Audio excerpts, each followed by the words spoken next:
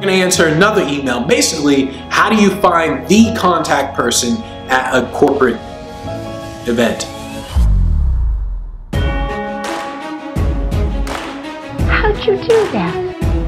I see that success is not something you pursue. It is something you are.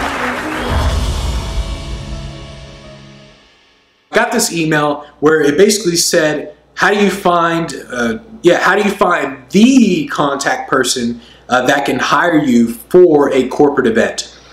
Now, when I was starting, I heard all kinds of different people saying, oh, you should contact HR or the VP of sales or contact the CEO while you're at it.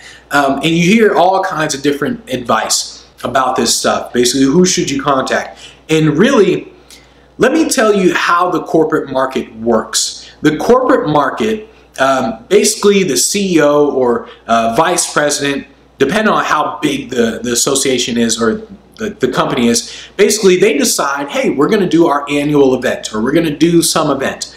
And some person decides this. Then they just delegate it. They say, you guys go off and do the event. They don't delegate it to a specific department.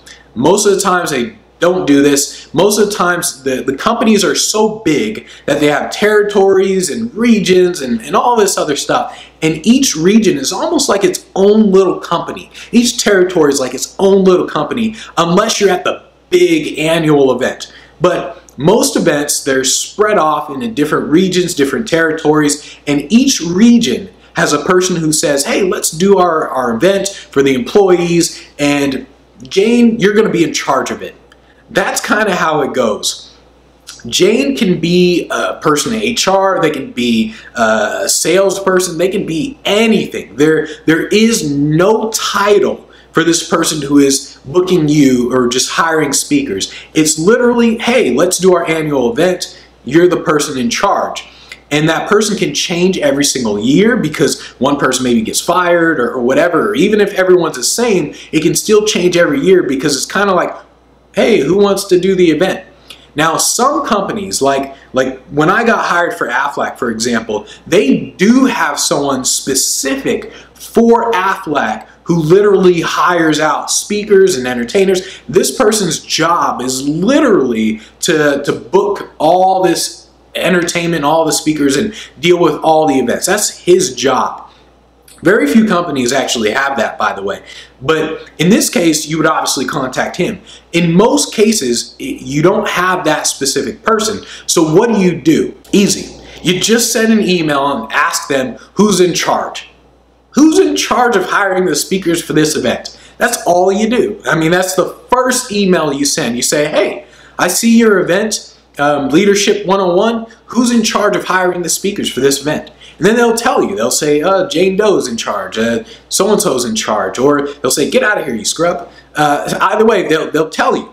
So you just want to send an email and just ask because there is no title. Now that's one way. The other way is you are seen by someone who is higher up. And once again, this actually happened in Aflac. The guy who hired me wasn't the guy in charge of the events. He was a guy who saw me at another event. He saw me just do my thing, and he said, let's bring this guy in. And obviously, if the CEO says, let's bring this guy in, people pay attention. So the guy who brought me in for Aflac, he was already higher up, and he said, hey, let's bring this guy in. And then they kind of passed it on to the other person. And this happened at Aflac multiple times. So the first time was when I first got hired. After that, one of the vice presidents at Aflac saw me, and he once again said, hey, bring this guy in. And they even told me about this actually when I went to the event. They actually said like, hey man, we cut some things out of the budget just to make sure that you have your entire fee.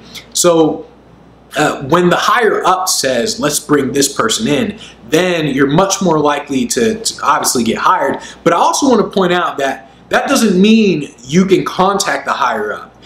The only way this works is if the higher up sees you somewhere else. If they see you present at another conference, another event, and they say, yeah, let's bring that guy in. If you cold call them or cold email them or whatever, what they're going to tell you is just like anyone. They're going to say, that's not me, talk to so-and-so. That's literally what they're going to tell you. I guarantee it.